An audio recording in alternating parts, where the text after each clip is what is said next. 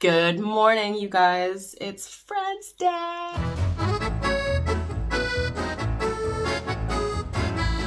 I have no idea what because I don't speak French.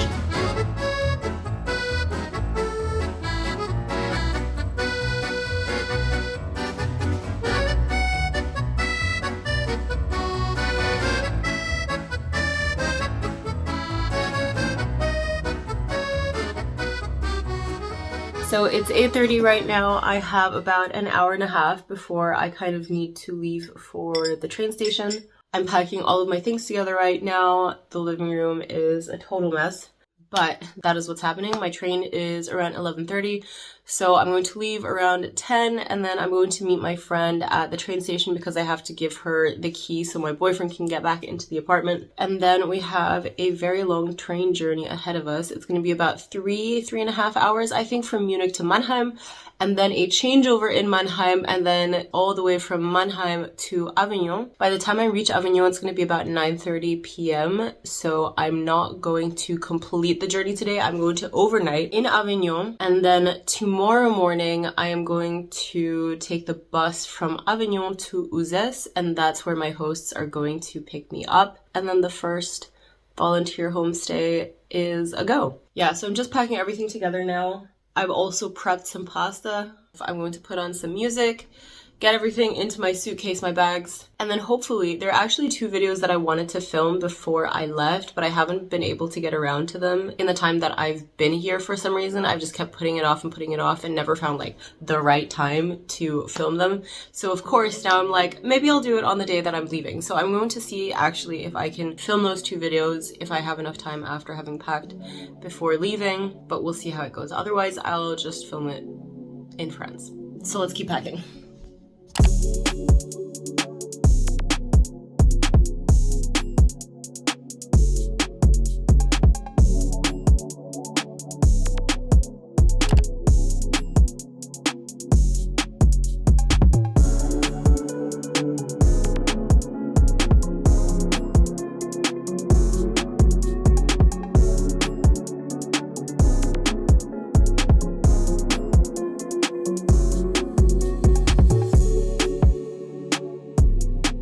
I did manage to film one video before I left the apartment.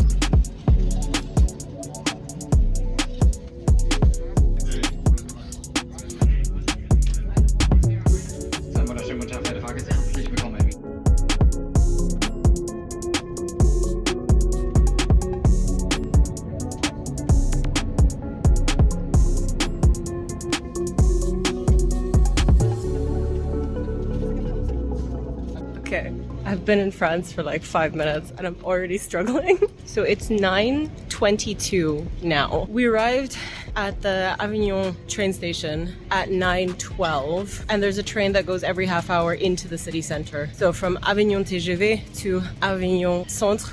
And so the train is going at 12 past, which I missed by a couple of minutes because that's when my train is coming in. So I missed that train, so I have to wait about 30 minutes for the next one, which is at 9:43. So I come into the station and I'm like, I really need to go to the bathroom. And I find the sign for the toilets and it's like all the way down that hall. And it's one of those things where it's like, okay, you have to pay 50 cents or €1 to use the toilet. So that's like fine. And they have a card reader as well, usually never a problem. But this time, for some reason, I tapped my phone did the little buzzing thing, but it didn't work and it wouldn't let me through. And so the lady comes, you know, like the nice bathroom attendant, and then she says something to me in French. Obviously, I have no idea what because I don't speak French. So she says something to me in French and I'm like, je ne parle pas français, which is the only thing that I can say is that I don't speak French.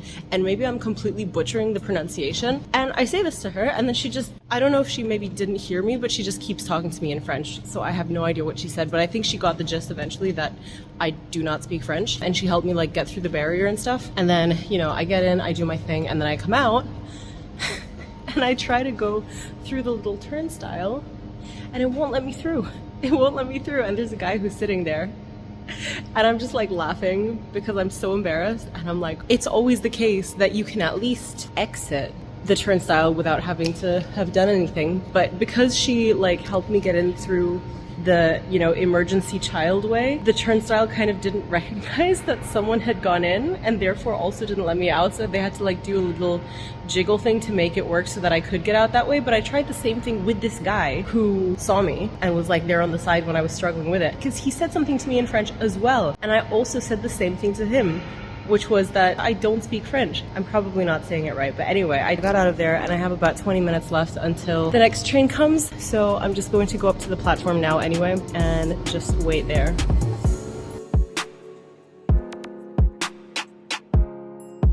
This is the one that we want. Avignon Center, 2143, platform A.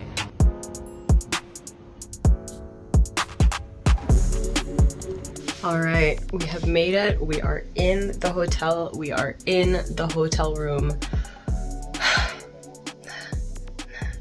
What time is it? It's 10:24. There was a lot of like puffing and panting because the streets are also very European in that they're very cobblestoney and not that smooth, especially when you have, you know, a suitcase and a duffel bag and a backpack. It was all a bit of a struggle. I mean, I definitely overpacked. I mean, I don't know when I'm going to learn my lesson. I always overpack, always. So that's what I did this time as well. But anyway, the guy who checked me in, Leo, was from Peru, and he was super, super nice. And I was his last check-in of the night, and he was like, I was wondering if you were still going to be arriving. And I was going to go back out and get something to eat because I am quite hungry. I haven't eaten since I grabbed McDonald's in Mannheim. And that was about 7 hours ago. So I am quite hungry, but honestly, I'm just so tired and I'm so relieved to be in this room safely and I don't actually need to go anywhere. It doesn't matter that I'm a bit hungry. I'm just going to have some water and then I'm going to go to sleep. Because tomorrow I would like to take a little bit of a walk around town because it is really nice from what I saw, but I didn't get to see much of it because it's already really dark and, you know, I had all my shit with me. But it would be nice to do a little bit of a walk around the town tomorrow, see some sights before I have to catch my bus, which is at 11:40, I think, which goes from Avignon to Uzès, and that's where my hosts are going to pick me up. So I'm gonna get ready for bed, and I will see you guys tomorrow. Okay, I've gotten ready for bed now, but I have to show you guys the sink. Like, just to give you guys an idea of how big this is. It's like a little bit bigger than my hand, but this thing sits right above the sink. You see what I mean? So when you're like brushing your teeth or trying to wash your face, no joke, I had to sit on the toilet and like crane my neck sideways so that I could fit my head into this space here to like properly wash my face. It's actually a really funny way to end the night. I'm just going to quickly finish up the video that I was trying to upload on the train. So I did actually manage to film it before I left, and I also managed to edit and prep the whole thing on the train journey over here. It was literally 95% uploaded when we reached the stop, and I had to leave the train and therefore lost the Wi-Fi connection, so I have to re-upload it, but it shouldn't take too long, and then we're gonna go to sleep. I'll see you guys tomorrow. Good night. Good morning, you guys. It is now 9:20. I am mostly ready to go. I'm just doing a little bit of journaling. But anyway, I'm going to finish this now. Again, I only have to check out at 11, so when I finish this, I'll be done in 10 minutes, so like around 9:30. And then I think I'll leave my luggage here and I'll do a little walk around town and get something to eat before I come back, grab my bags, and check out.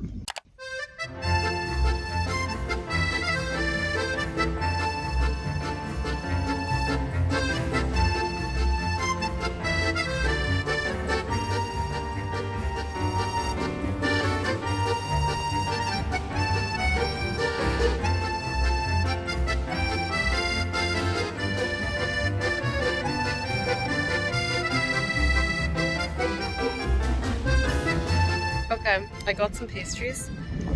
I went to a bakery that apparently has really good croissants and baked goods. I go inside and I look at the lady says, bonjour. And I'm like, bonjour, parlez-vous anglais? And she's just like, mm-mm. And then I go, okay, I will try. So I tried to, I mean, it's okay enough because it's just, naming stuff and they have the little name card. So I'm like, un croissant et une tarte aux pommes, but like the sign as well, the little sign, I misread it because it said like tarte aux pommes ou apricot. So it was like, you know, like apple or apricot tarts. And I thought that was like the whole name of it. And she was like, okay, but which one do you want? I was like, the pomme, s'il vous plaît. Yeah, but it was fine in the end. And I got my stuff. And now I have 20 more minutes until Clémentine arrives. So I'm just going to sit here in this little nice sunny space and try some of my pastries.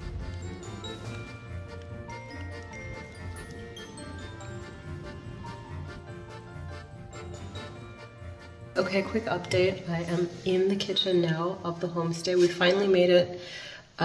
Everything has been kind of unpacked and put away, and I'm ready to start the first day of like actually volunteering working tomorrow, because by the time we got to the house, like we also ran errands as well on the way. Like we went to the grocery, went to the bakery, got some stuff on the way to the property. So by the time we arrived at the property, it was already like 2:30 or something, which is already kind of outside the volunteer working hours. So basically how this place works is that we do 25 hours a week. So we work from 9 to 2 and we get like weekends off. So a regular kind of 25-hour work week. That just means that, yeah, so when we arrived at 2:30 p.m., the work day was already over. So they were like, just relax and we'll start tomorrow. But they gave me a tour of the property. It's really, really nice. Like I'll try to insert some clips as well. The gardens and everything, really beautiful. The room that we're staying in is also just so cool. The entire place is so amazing as well. And the plans that they have for it are just awesome, like really exciting, and it's so cool to see, I don't know, these kind of projects, because I don't know people like this. I don't have people like this in my life who are doing anything like this, so this is just so amazing to see. And there's another volunteer here who is doing like a bunch of little volunteering stays throughout France for an entire year, and it was also just really cool to chat with him and hear his stories also. So we're going to start making dinner together in about half an hour. Good morning. It's just gone past 8 now. The other volunteer has already gotten out of bed and gone upstairs to the kitchen. So I'm just gonna show you guys the bathroom quickly because it's so nice. We start work at 9, it's 8:10, so there's still time to have breakfast and kind of chill. Let me show you guys my room as well. So this is the room that I'm staying in.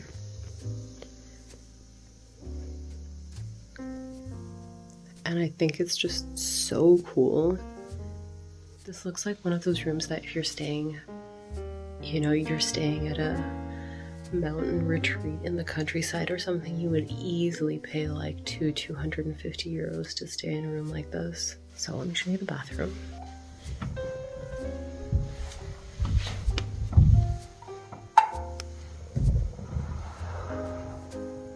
Like what?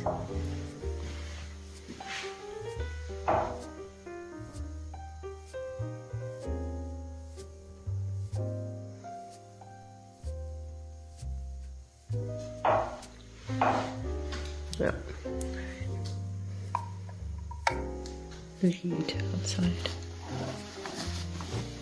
which is so gorgeous as well. I've gotten dressed, ready for breakfast, ready to start the day. I am super excited and I'm so curious to see how it's gonna go. I'll talk to you guys later.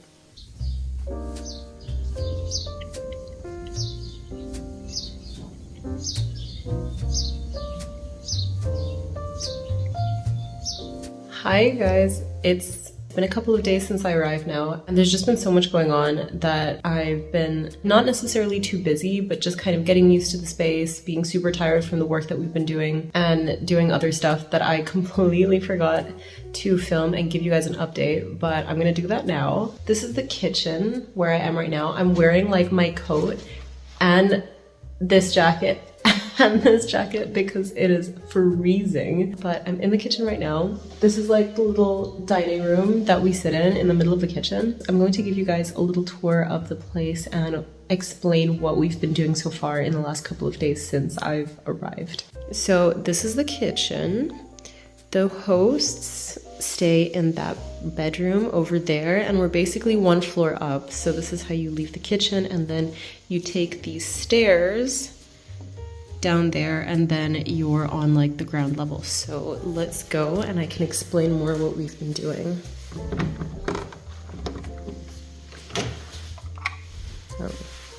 Turn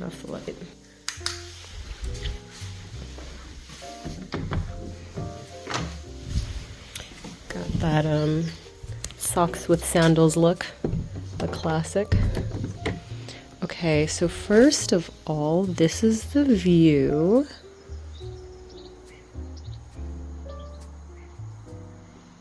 Isn't it just stunning? The view is so nice, guys, and it is just so peaceful out here. All you can hear is freaking birds and sometimes the cat. So we're gonna go downstairs. This is where we'll usually eat lunch as well. Breakfast we usually have in the kitchen, dinner also, but then lunch is usually out here. Let me show you guys the path where I sleep. So this is the exit. This is actually a pool. The owners built this in themselves. Like, I've seen old pictures of when this just didn't exist, so they built this entire thing from scratch. There's the cat.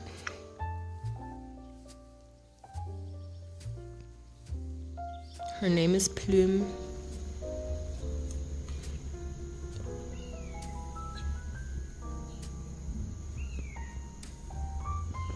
Alright, so continuing on.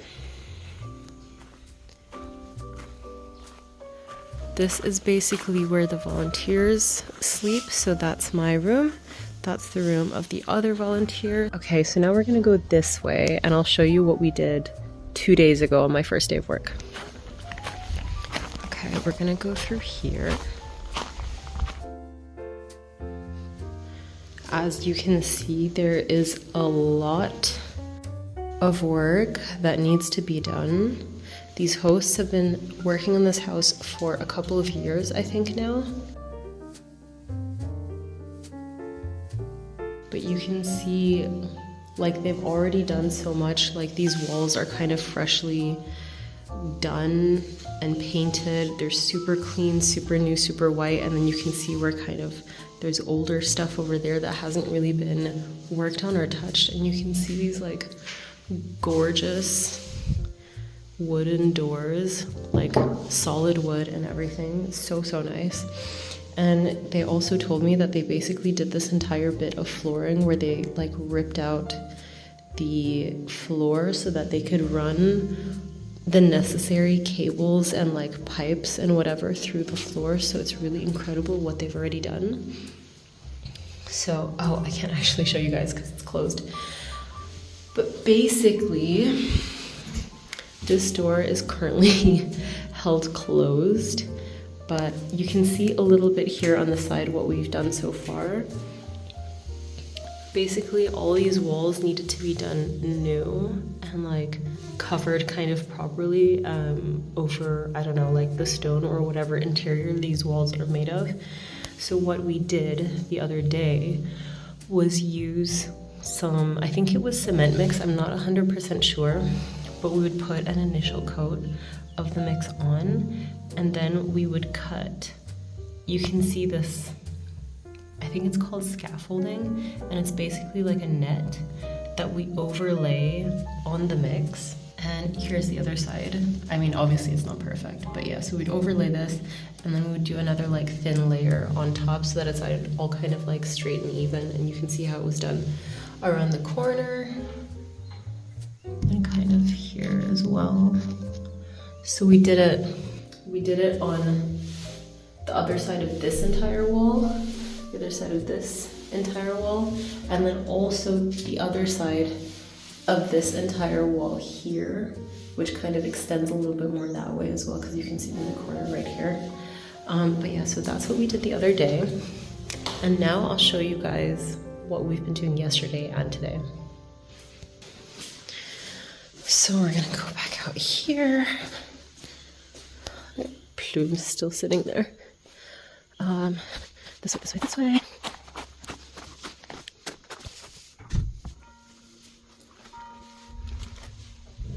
They might actually still be working. Just have to be careful not to step on the hose. Whoop. Right, okay, so here you can see like the barn. They have this insanely big space where it's holding a lot of the stuff that we need. So you can see kind of there in the back, like right here, there are all these bags of plaster and sand and lime and a bunch of other things that we need. We used the mixer yesterday for the first time, which I've never used before. Very exciting. What else can I show you guys? Like the tools that we use just for like holding the mixes and stuff. These spray bottles that we need to wet the wall before we put the mix into the walls. So actually, let me show you, like, this is one of the buildings, or one of the, I don't know, rooms, if you can call it that. Like, this is one whole barn, and they want to have events here at some point. And I was like, you know, maybe you can do weddings there as well. So you can see like the entire kind of property. It ends here, and then the neighbors are in this building. So basically this entire thing is theirs, this part as well. So actually I can show you guys, because I think they're working on it literally right now and I don't want to disturb them, but I can show you guys like here basically what we've been doing. So basically we've been taking a mix of 1 bucket of lime powder, 2 buckets of gray black sand, and then 1 bucket of yellow sand, mixing that together in this mixer here, and then slowly filling in the cracks of these walls. So by cracks I mean like, oh, a bee.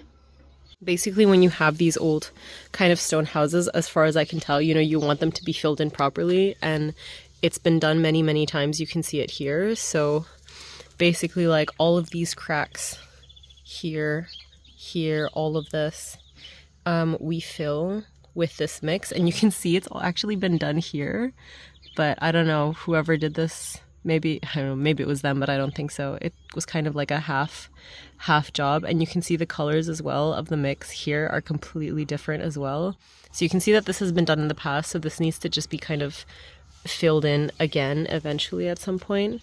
But we haven't been doing this. We've been doing the wall around the corner. But this entire garden, this outdoor space, you can see there's like chairs and a table and everything, and like nice stones.